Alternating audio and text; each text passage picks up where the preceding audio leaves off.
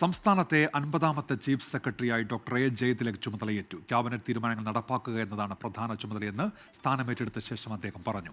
കഴിഞ്ഞ ക്യാബിനറ്റിലെയും അടുത്ത ക്യാബിനറ്റിലെയും തീരുമാനങ്ങൾ വേഗത്തിൽ നടപ്പാക്കുമെന്നും അദ്ദേഹം കൂട്ടിച്ചേർത്തു.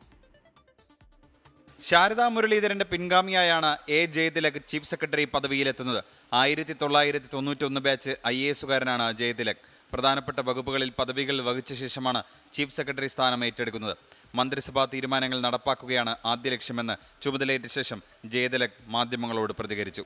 നേരത്തെയുള്ള ക്യാബിനറ്റിലെ തീരുമാനങ്ങളും ഇനി വരാൻ പോകുന്ന ക്യാബിനറ്റിലെ തീരുമാനങ്ങളും സമയബന്ധിതമായിട്ട് തീർപ്പ് കൽപ്പിക്കും.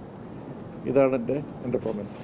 എൻ പ്രശാന്ത് IAS സസ്പെൻഷനിലായത് ജയതിലകിനെതിരായ അധിക്ഷേപ പരാമർശം ഫേസ്ബുക്കിലൂടെ നടത്തിയെന്ന പേരിലാണ്. കൂടാതെ കേന്ദ്ര ഫണ്ട് ഉപയോഗിച്ചുള്ള പദ്ധതി ടെൻഡറില്ലാതെ സ്വകാര്യ കമ്പനിക്ക് മറിച്ചു നൽകിയെന്ന ആരോപണവും ജയതിലകിനെതിരെയുണ്ട്. കേന്ദ്ര വിജിലൻസ് കമ്മീഷന് മുന്നിലെത്തിയ പരാതി ചീഫ് സെക്രട്ടറിക്കാണ് കൈമാറിയത്. ഈ വിഷയങ്ങളിലടക്കം ജയതിലക് എന്ത് തീരുമാനമെടുക്കുമെന്നതാണ് ആകാംക്ഷ.